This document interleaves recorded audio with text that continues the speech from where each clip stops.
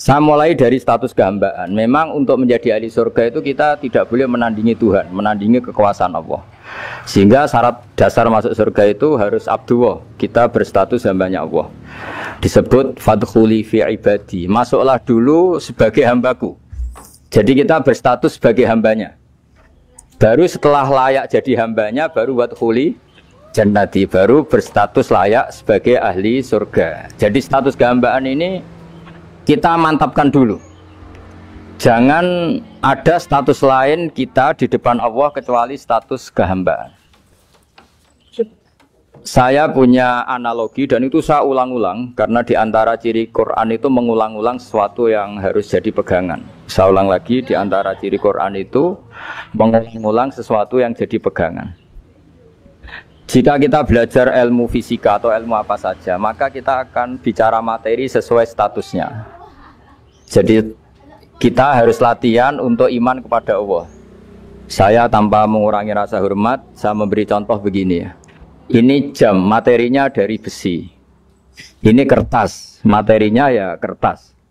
Tentu secara fisik, orang akan bilang jam ini lebih kuat timbang kertas. Dan itu pasti dibenarkan dari segi materi. Tapi kalau Anda beragama dan Anda tahu bahwa pengendali alam raya ini Allah Ta'ala, maka kamu akan bilang, terserah Gus Baha gitu. Bisa saja jam ini saya punya niat saya hancurkan, kertas yang lemah ini saya simpan. Sehingga jam tangan ini 5 menit lagi saya hancurkan sehingga benar-benar rusak. Sementara kertas ini saya simpan sampai bertahun-tahun awet. Nah, kira-kira seperti itulah ilmu manusia. Sesuatu yang kita sangka kuat, ternyata Allah punya rencana menghancurkan itu. Dan yang kita sangka lemah, ternyata Allah punya rencana untuk mengabadikan itu. Nah, di sini pentingnya iman, lahu maqalidus samawati wal ardh. Hanya Allah yang mengendalikan semua. Jadi jangan mentang-mentang kita punya ilmu bahwa materi besi itu lebih kuat timbang kertas, terus kita pastikan bahwa besi lebih awet ketimbang kertas. Kita sisakan satu keyakinan, terserah Allah, terserah pengendalinya. Nah itu agama, bilang terserah pengendalinya itu agama. Ya mungkin tadi ada problem sinyal, saya ulang lagi. Ibarat saya ini megang jam tangan, yang materinya dari besi. Ini kertas yang materinya lemah. Tentu kita akan bilang bahwa jam atau besi lebih kuat ketimbang apa? Kertas. Tapi Anda salah. Anda harusnya ngomong bahwa terserah pengendalinya. Bisa saja saya punya rencana menghancurkan besi ini sehingga 5 menit lagi hancur. Dan saya ingin mengabadikan kertas ini, saya simpan di tempat yang aman. Nah kira-kira agama itu bukan anti ilmu, sehingga agama boleh kamu mengatakan besi ini lebih kuat ketimbang kertas. Tapi harus kamu tambahi dari segi materi. Tapi kalau dari segi pengendalinya, maka kita jawab terserah Allah Subhanahu. Nah ini di sini pentingnya beragama. Jadi meskipun Mars itu kayak apa kuatnya, bumi, gunung kayak apa kuatnya, ternyata gunung yang kita kira kuat, ternyata nyimpan magma yang potensi meledak. Yang gunung kecil yang kelihatan dari pasir kecil yang tidak berdaya, ternyata nggak nyimpan magma, jadi nggak direncanakan untuk diledakkan. Itu, nah agama itu seperti itu, yang disebut di surat Yasin misalnya Allah itu siapa? Yadihi malakutu kulli, yang dalam kendalinya itu semuanya di alam raya ini. Sehingga di kehidupan nyata juga sama. Ada orang yang nekuni ilmu ekonomi, tapi miskinnya Masya Allah. Ada yang gobloknya Masya Allah tapi kaya. Ada kiai yang punya doa banyak, hidupnya biasa. Yang nggak punya doa kaya. Itu saya pernah baca di sebuah hadis qudsi. Ada riwayat begini. Nabi Musa ketemu Allah ditanya. Limadza kata Allah. Kenapa saya memberi rezeki orang yang bodoh? Mak itu orang yang bodoh sekali. Kadang tak ciptakan dia jadi orang kaya. Dan yang pintar ekonomi kadang tak ciptakan jadi orang miskin.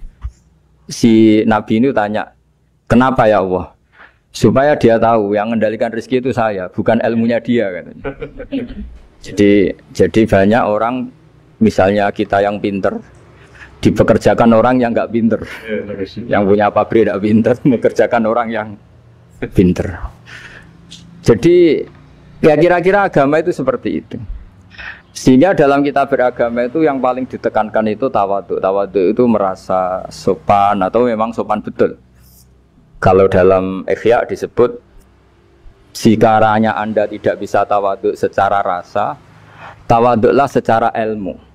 Saya ulang lagi ya, sekiranya Anda tidak bisa tawadhu secara rasa, tawadhulah secara apa? Ilmu. Karena ilmu itu akan abadi.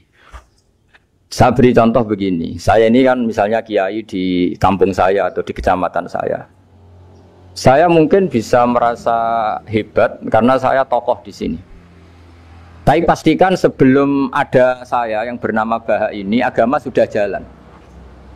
Dan di daerah lain yang nggak kenal saya juga agama sudah jalan. Betapa tidak pentingnya saya di kawasan-kawasan yang nggak butuh saya atau di era yang sebelum ada saya. Nah dengan ilmu seperti itu orang pasti tawadhu karena dia tahu daerah yang nggak ada saya ternyata ya ada masjid, ada agama. Periode yang sebelum ada saya juga agama jalan. Sehingga kita tidak kumo luhur, wah kalau nggak ada saya agama nggak jalan. Zaman Wali Songo tidak ada saya agama ya jalan. Ekonomi juga gitu. Kalau Anda pakar ekonomi yang mensejahterakan rakyat, cara tawadhu itu kalau nggak bisa dengan rasa, dengan ilmu. Sebelum ada kamu banyak orang kaya, banyak orang yang nggak kenal kamu juga kaya. Banyak periode yang saat itu udah ada Anda juga kaya. Berarti Anda ini tidak siapa-siapa. Makanya saya pernah didatangin seorang profesor. Ini kisah nyata. Gus, sebetulnya saya dengan bapak saya itu pinter mana? Bapak saya itu udah tamat SD, tapi saya bisa profesor. Saya ini profesor, anak saya naik kelas saja sudah senengnya bukan main. Setidaknya ini orang bodoh bisa menciptakan orang pinter, yang orang pinter kesulitan menciptakan orang pinter lagi.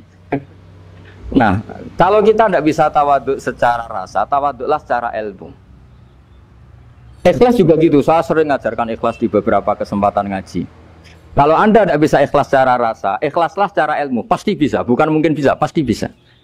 Secara ilmu, makanya di Quran disebut fa'lam annahu la ilaha illallah. Ilmu, fa'lam itu dari kata ilmu. Saya beri contoh, saya mulai kecil sampai sekarang saya sekitar umur 50 tahun. Mulai kecil sampai sekarang itu ya bilang kalau kertas ini putih. Itu ya ada yang gaji, ada yang bayar, tapi saya selalu bilang kertas ini putih. Yang hitam ya saya katakan hitam, yang merah saya katakan merah. Kenapa? Karena itu fakta. Saya ulang lagi, karena itu fakta. Sehingga saya untuk mengatakan putih tidak perlu ada yang bayar. Sehingga ketika kita latihan sholat, latihan ibadah, dan mengakui Allah itu sebagai Tuhan kita akan malu. Loh, faktanya Allah itu kan Tuhan. Mau mengatakan fakta kok minta upah ini gimana? Kita mengatakan Allah Tuhan itu sama dengan mengatakan kertas ini putih. Sama-sama itu fakta. Sama seperti saya mengatakan Pak Jokowi itu presiden kami. Itu kan fakta. Masa nunggu kalau dikasih BLT katakan presiden, kalau enggak ya enggak. Itu kan ribet jadi.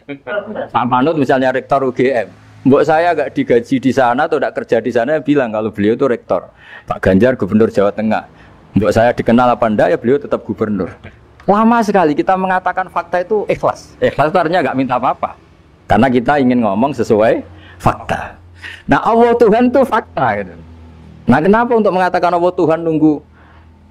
Dah, saya ini Tuhan kamu. Ya nunggu dulu Gusti, kalau engkau masukkan kami ke surga, engkau Tuhan. Kalau enggak ya enggak jadi. Tidak bisa seperti itu. Ya tetap Tuhan. Nah, kalau Anda tidak bisa ikhlas secara rasa, ikhlaslah secara ilmu. Ilmu ya tadi kita akan selalu bilang yang putih, putih, yang hitam, hitam. Makanya ini pentingnya ilmu. Tawadhu juga gitu. Kalau Anda ditakdir orang yang GR, yang gede rumongso, ditakdir orang yang kumo luhur, secara rasa bisa dilawan secara ilmu. Ada periode di mana sebelum ada kita yang kaya ya banyak, yang dapat hidayat ya banyak, yang terpelajar ya banyak.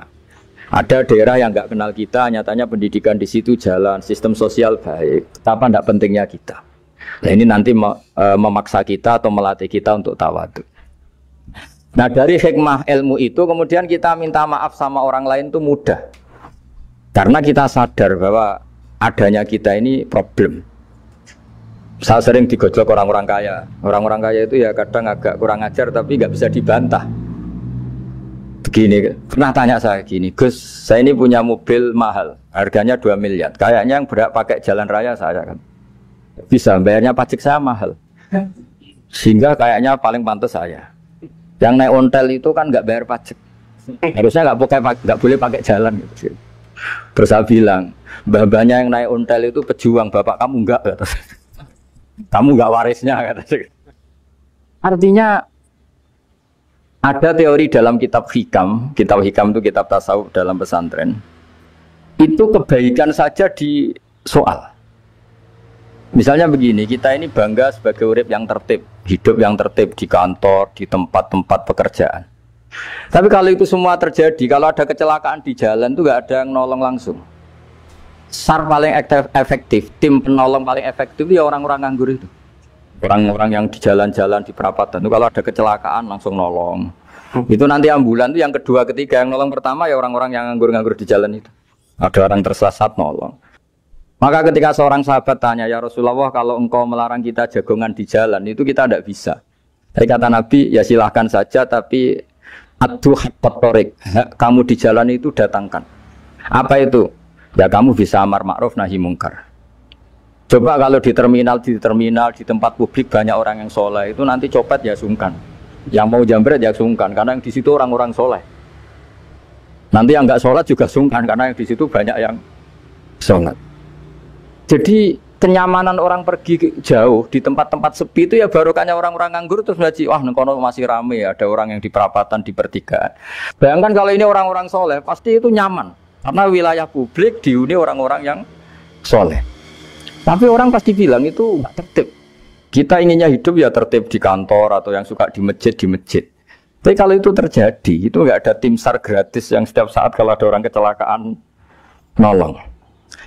Makanya dalam makalah hikam itu paling masyhur diantaranya itu, manusia itu siapa? Manusia itu mangkanat mahasinuhu masawiyah, fakih falatakun masawihi masawiyah. Manusia itu orang yang saat baik saja ada salahnya, apalagi masalah. Jadi kalau kamu punya toko, lagi laris, dan saat laris itu Anda ngerumat keluarga Anda melakukan kebaikan pada keluarga Anda, pasti ada toko lain yang termahjubkan, yang tersingkirkan. Makanya saya pernah diskusi sama kiai besar, guyonan sama saya. Kita kalau kiai besar sebaiknya kalau diundang di musala kecil datang apa enggak? Kata kiai yang satu, jangan datang Gus, itu jatahnya kiai kecil. Terus kata yang satu, datang Gus sebagai bukti tawaduk bahwa kita kiai besar pun mau diundang yang kecil. Akhirnya kita ini ya kadang datang kadang enggak, karena kadang kita enggak datang supaya jatah rezeki kiai kecil enggak terambil. Kadang ya mau datang supaya dikira tawaduk. Makanya kalau seorang profesor sering turun di bawah itu ya kasihan yang S1, SPDI itu kan nanti enggak jadi bintang kalau profesornya sering turun. Kalah terus itu loh. Jadi kadang-kadang itu orang itu harus berpikir secara ilmu, jangan rasa terus. Jadi itu ilmu. Jadi semua yang kebaikan yang kita lakukan itu secara ilmiah bisa diperdebatkan. Ada orang senang ngomong serius supaya bangsa ini maju. Tapi bapak saya itu pesan saya, kamu kalau ngiyai itu jangan sering ngomong serius kan. Masyarakat sudah capek mikir utang, mikir keluarga. Begitu sowan kiai dijak ngomong serius lagi nanti capek kan. Sehingga kiai dulu tuh kalau ketemu orang ya guyon terus. Karena tahu masyarakat sudah capek. Sudah banyak yang takut tanggal kredit gitu. Sudah takut tanggal kredit, takut problem sowan kiai diancam neraka lagi, itu kan ketakutan berkali-kali. Jadi makanya ini kan kebaikan itu dievaluasi karena kita tidak nabi, tidak wali. Jadi kalau kata hikam itu apa yang Anda kira baik itu ada masalah. Apalagi sedang masalah. Saya sering cerita ada orang suami istri harmonis sekali. Itu tanyakan ibunya, pasti mulai gak peduli dengan ibunya karena terlalu harmonis dengan istri. Itu pasti bukan mungkin lagi. Jadi jangan tanya istrinya, tanya ibunya. Oh, jok nikah lupa saya, ngalor ngidul sama istrinya. Tanyakan temannya, wah itu jok nikah lupa temennya. Tapi yang baik sama teman, tanyakan istrinya, jatah belanja untuk ngopi. Begitu terus itu. Jadi siklus sosial itu. Nah di sini pentingnya saling minta maaf karena dalam kebaikan kita pasti ada kesalahan. Ketika karir kita baik di pemerintahan maupun di kampus, pasti dengan sendirinya ada yang agak tersingkirkan. Meskipun itu sudah hukum alam. Tapi apapun itu kita harus minta maaf. Makanya banyak, saya sering cerita berkali-kali, dulu itu ada dua nabi yang seangkatan. Itu luar biasa debat ilmiahnya, tapi debat baik. Mulai dulu ya ada polemik itu ya mulai dulu ya ada. Yang Nabi Yahya itu suka berkawan orang-orang soleh. Kalau ditanya, kenapa kamu berkawan orang-orang soleh? Ya enak lah, karena berkawan orang soleh. Yang Nabi Isa sering berkawan orang-orang yang nggak jelas. Ditanya, kenapa anda suka berkawan orang-orang yang nggak jelas? Innama ana tabibun udawil mardo. Nabi dan kiai itu ibarat dokter, ya tentu menyembuhkan yang sakit. Kalau anda seorang dokter, pasti neliti daerah-daerah pandemi. Masa neliti daerah sehat? Nah, jadi dulu bapak wasiat ke saya gitu, kau nak jadi kiai kok bengkel, jadi kiai itu kayak bengkel, kalau nggak siap dadani orang nggak jelas ya jangan jadi kiai kan. Itu ya, tapi kan masalahnya kita sendiri solehnya pas-pasan, takut terkontaminasi. Jadi yang jelek bukan jadi baik, kita yang baik jadi jelek. Nah itu kan mulai dulu ya polemik, sejauh mana kita punya kekuatan untuk tidak terpengaruh yang negatif. Yang negatif terpengaruh kita menjadi positif. Jadi ini cerita-cerita sawalan bahwa dalam kebaikan kita itu ada kesalahan. Maka kita tetap istighfar, tetap saling minta maaf. Dulu bapak saya kalau diceritain ada seorang kiai sampai sepuh jadi imam masjid, istiqomah sekali. Dulu bapak saya itu guyu. Ya istiqomah, tapi wong liya terus ra iso dadi kader. Jadi calon-calon kiai ini sudah putus asa karena nggak pernah punya kesempatan jadi imam. Jadi di balik istiqomah itu ya ada memahjubkan orang lain. Makanya alhamdulillah di Indonesia itu ada pegawai pensiun. Kalau enggak habis itu. Karena yang anyar-anyar itu mesti ini kurang pengalaman, ini kurang senior. Tapi barokahnya ada pensiun kan gantian. Jadi masalahnya di dunia kiai itu udah ada pensiun. Tambah sepuh tambah mantap, tambah sepuh tambah mantap. Nah itu sebaiknya ya mulai mundur-mundur sedikit dari imam masjid itu. Ya nyari-nyari yang lain lah supaya ada kaderisasi, ada. Jadi intinya itu di balik kebaikan yang kita lakukan pun itu ada masalah sehingga kita butuh istighfar. Di sini pentingnya dawuhnya para wali-wali, dulu ada istilah wastighfaruna yahtaju ilal istighfar. Ketika kita minta maaf, sebetulnya minta maaf sendiri itu butuh minta maaf lagi. Minta maaf lagi itu butuh minta maaf lagi. Misalnya saya dengan Mas Hilmi ini akrab, pernah pakai uangnya misalnya. Itu kadang kita bayar itu malah tersinggung, kok kayak orang lain saja bayar. Minta maaf juga gitu, kalau kamu punya teman akrab terus minta maaf resmi itu tersinggung, kayak wong liya ae dulu sepuro. Jadi kadang dulu sepuro itu malah masalah. Itu kan sama, kamu punya teman akrab terus kalau mau main assalamualaikum saged masuk napa boten, angsal boten. Boleh enggak main, itu mesti teman kamu tersinggung, kok kayak orang lain saja. Artinya ketika Anda merasa benar karena protokoler ketika masuk ke teman, ternyata itu salah. Teman kamu maunya nggak protokoler karena sudah akrab. Tapi ketika kita merasa akrab, ternyata selonang-selonang dianggap problem, kita tidak pernah tahu. Nah di sini kata ulama-ulama, minta ampun itu kebutuhan manusia karena dalam kebaikan kita pasti ada kesalahan.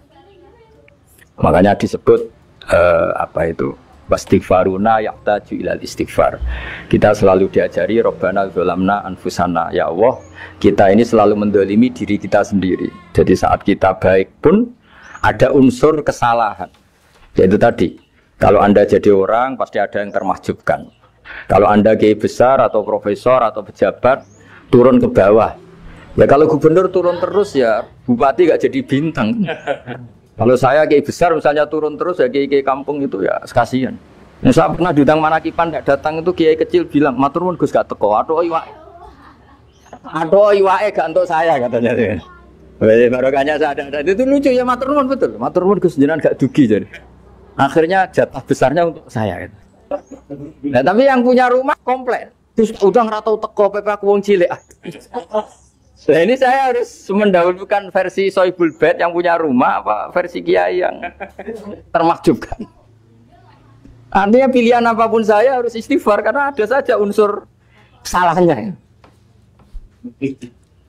Ya makanya ini kan, makanya ya saya minta UGM juga saya sering undang saya terus, nanti dikira karena kampus besar Gus Bak mau juga keliru lagi. Kalau 1-2 kali mungkin boleh, kalau keseringan ya nggak boleh. Nanti itu dikira saya maunya hanya sama kampus besar, padahal saya sama RT ya sering datang juga. Nah ini yang terakhir saya bacakan teks otoritatif sebagaimana janji saya. Kata Rasulullah SAW di sebuah hadis, ini terakhir nanti supaya nggak lama-lama, saya juga punya wadhifah. Ada orang itu punya hutang. Hutang itu ya hutang, memang hutang. Singkat cerita, orang itu tidak bisa bayar sampai akhirat.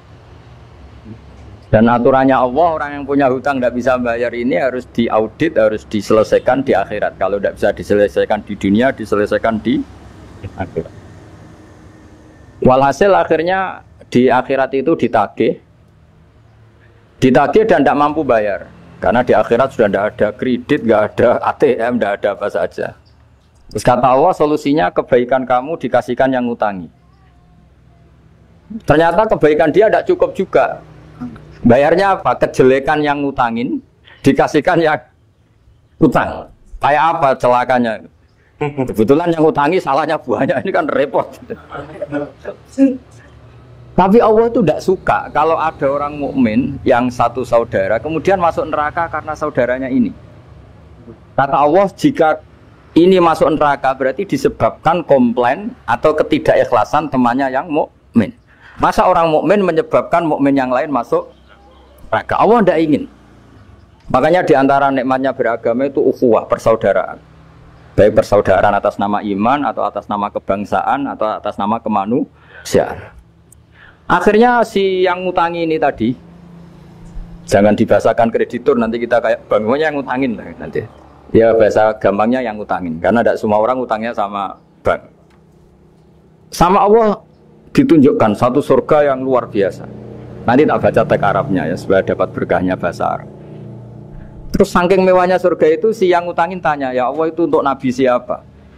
Karena semewah itu pasti untuk kelas nabi. Atau untuk wali siapa? Katanya, terus kata Allah, sabda Allah, untuk siapapun yang mampu membeli. Lalu siapa yang bisa membeli surga semewah itu? Kamu bisa. Terus, dengan apa ya Allah? Kamu mengampuni teman kamu itu, kamu bebaskan dari utangnya. Nanti tak kasih surga itu. Terus, akhirnya sama Allah, kata orang itu, ya Allah saya bebaskan. Ya sudah, kamu berdua masuk surga. Karena Allah tidak ingin ada kasus aneh. Dua orang mukmin ini kan bersaudara. Masa bersaudara kemudian yang satu menjadi penyebab masuknya neraka karena ini tidak mau memaafkan. Artinya kalau kita sawalan itu harus benar-benar mau memaafkan, karena kalau tidak Anda menjadi penyebab teman kamu masuk neraka. Jadi kita janganlah jadi orang mukmin yang menjadi problem bagi saudara kita. Jadi makanya saya itu berharap ada wali utang saya tidak bisa bayar, karena ini masih dibela-belain Allah ini. Karena Allah nggak ikhlas kalau ada walinya masuk neraka. Jadi kalau ada wali utang kamu, itu utangin saja, doain nggak bisa nyaur, no? Nggak bisa bayar. Nanti ini akan dibela-belain Allah di akhirat. Karena wali ini nggak pantas masuk neraka. Ya, jadi kalau ada wali utang kamu mau bayar, sudah Anda tidak usah bayar, nanti di akhirat saja. Lah yang ribet kalau yang kamu utangin dia ahli neraka, kamu nagihnya disuruh masuk neraka. Wah, itu ribet itu. Sudah utang dia ahli. Ya tak baca teksnya supaya ini ada di kitab Ihya halaman 197 juz 2. Status hadisnya waqala shahihul isnad, kata Imam Hakim, hadis ini shahihul isnad. Saya baca Arabnya nanti insyaallah sebagian ya supaya kelihatan teks aslinya di bab hukukul muslim. Bainama Rasulullah sallallahu alaihi wasallam jalisun izdhika hatta badat sanaya. Nabi ketika santai-santai duduk tahu-tahu tertawa sampai gigi depannya itu kelihatan. Jadi tertawa sangat sampai gigi depannya kelihatan. Yang notabene beliau sering hanya senyum, kali ini tertawa betul sampai gigi depannya kelihatan. Faqala Umaru radhiyallahu anhu ya Rasulullah bi abi anta wa ummi mal ladzi adhakaka. Apa yang bikin kau sampai tertawa seperti itu? Qala rajulani min ummati jasaya baina yaday rabbil izzah. Dua lelaki dari umatku sama-sama sungkeman nuntut keadilan di depan Allah. Jasa saya itu sungkem, duduk bersimpuh itu kalau dalam bahasa Arab itu apa? Namanya jasiyah. Faqala ahaduhuma ya rabbi khudli madlamati min hadza. Faqala wa rudda ala akhika madlamata. Qala ya rabbi lam yabqali min hasanati syai'un. Faqala wa ta'ala li talib kaifa tasna'u bi akhika wa lam yabqalahu min hasanati syai'un. Faqala ya rabbi falyahmil anni min auzari. Kalau kebaikannya dia tidak cukup, ya salah saya supaya dilimpahkan ke dia. Terus summa fadat aina Rasulillah sallallahu alaihi wasallam bil buka. Nabi di tengah-tengah cerita itu nangis. Senangis-nangisnya karena habis seneng lalu nangis karena ini kan kebaikannya sudah dikasihkan habis cukup nggak cukup. Akhirnya kejelekan yang utangin ini diberikan. Makanya kalau kamu ingin masuk surga, utangi orang-orang soleh sebanyak-banyaknya dan doain nggak bisa apa? Nyaur. Tapi tak jamin orang soleh itu nggak suka utang karena hidupnya sederhana ini. Kayaknya saya tidak akan utang Mas Ilmi itu karena orang soleh itu hidupnya sederhana, pasti tidak butuh. Kalaupun utang paling ya untuk makan, kan gampang nyaurnya apa. Terus kata Rasulullah, faqala inna dzalika yaumun azimun yauma yahtadun nasu fihi ila yuhmala anhum min auzarihim. Terus fayaqulu Allah ta'ala lil mutadzallim irfa' basarak. Coba kamu lihat yang di sana itu ada apa? Fanzur fil jinan, coba surga itu kamu lihat. Faqala ya rabbi ara madaina min fiddatin wa kusuran min dhahabin mukallalatan bil lu'lu'.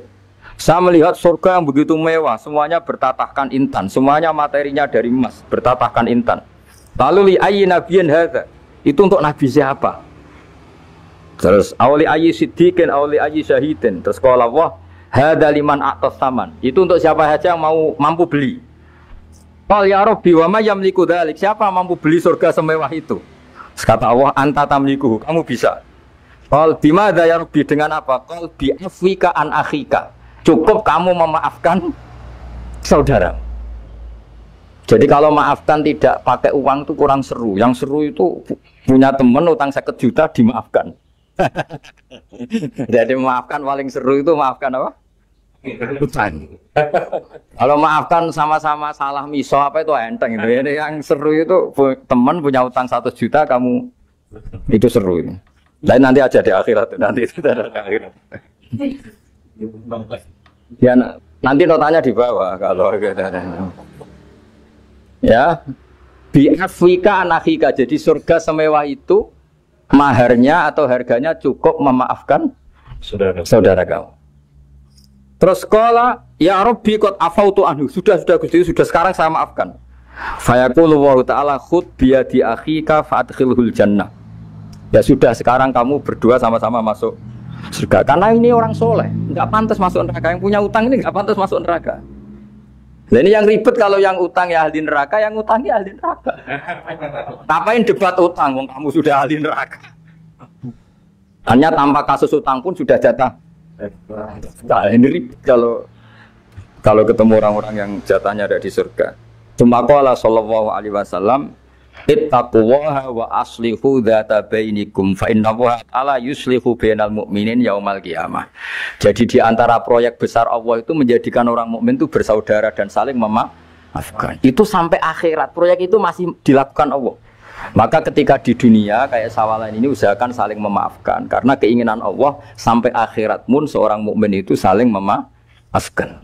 Ya, jadi ini sebagai penghormatan saya pada teman-teman alumni UGM juga semua muhibbin, semua yang memanfaatkan ngaji ini bahwa kita harus berjiwa besar untuk saling memaafkan. Ya, saya kira demikian dan mohon maaf. Assalamualaikum warahmatullahi wabarakatuh.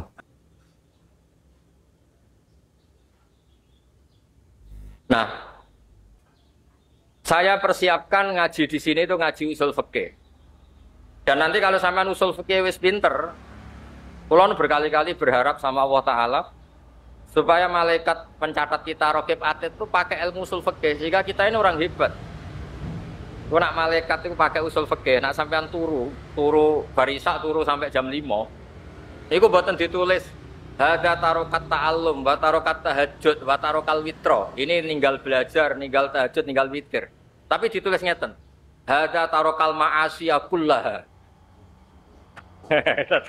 Jadi kok ditulisnya itu Hadza tarakal ma'asiyah kullaha. Dugem ya ora, demenan ya ora, nyopet ya ora, ngrasani ya ora, pancen turu. Nah, sehingga naumul alim ibadah ya di sini, tidurnya orang alim itu ibadah. Karena nak melek itu tarung tenan.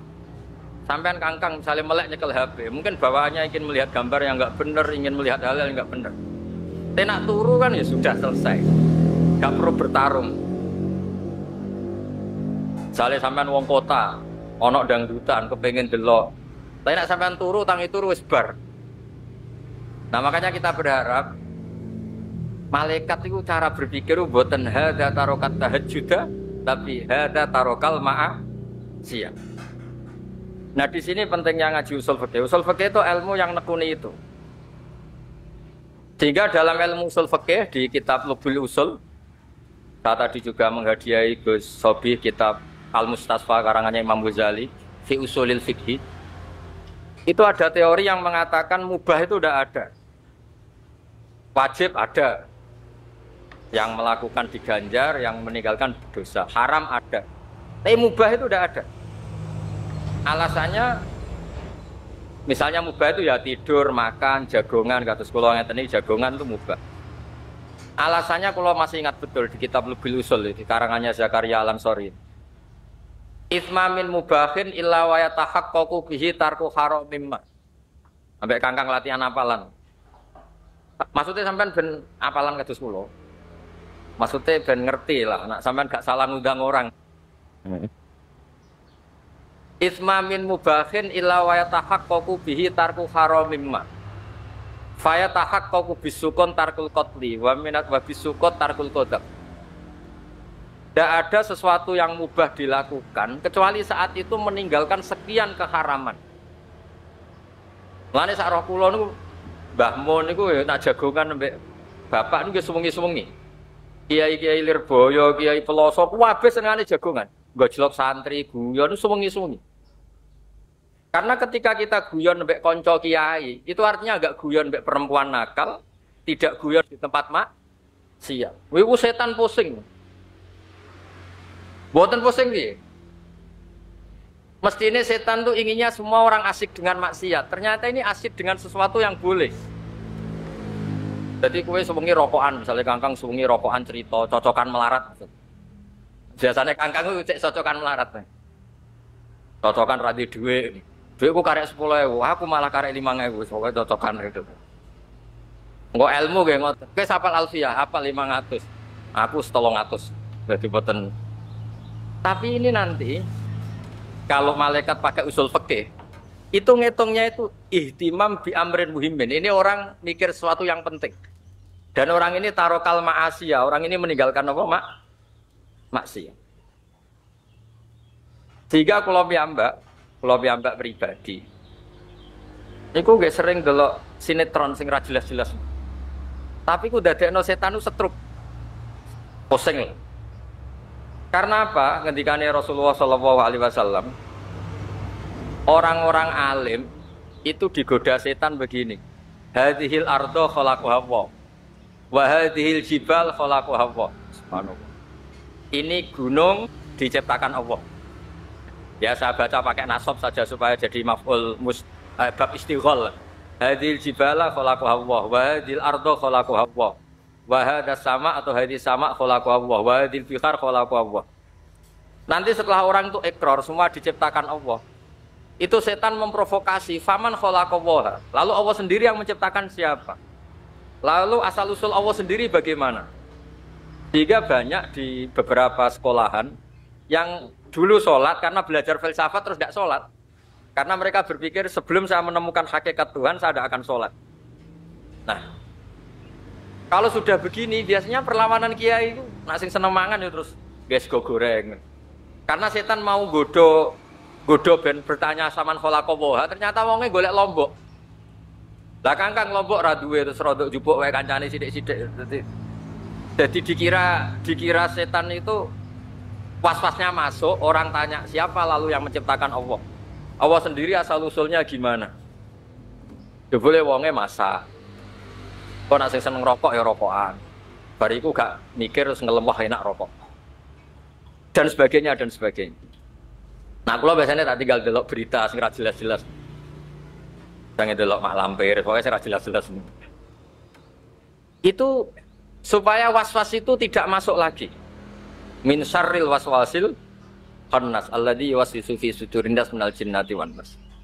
Nah, saya berharap anak-anak Pacul Bawang ini, pokoknya yang mondok di keluarga Mbah Aziz ini, ilmu usul fikih itu jadi perangkat perlawanan terhadap setan. Makanya ngendikane Nabi Ibrahim, nanti para wali itu pegangannya 3. Di antaranya yang terakhir itu waladzatun fi ghairi muharramin. Dia menikmati sesuatu asal tidak haram. Jadi misalnya kemangan semongko sak piring entek. Sanggep bae iku nglakoni barang halal otomatis ninggal haram. Ketika orang lain asik nikmati delok dangdut, kowe ngentekno semangkane kancamu. Ya rodok haram, tapi kancamu nek ora rido itu salahno pangeran. Bakhil temen ngono itu para oleh. Akhirnya dalile santri wis ulima ridho, wis akhir kira-kira ridho ya soleh. Mulane jare Mbah Mun niku gasap ku ya dosa, tapi nak pondok terlalu ketat itu didik wong medhit. Karena ya itu kan dalile santri kan ulima ridho. Mosok sandal disilek kancane dihukumi napa? Gasap.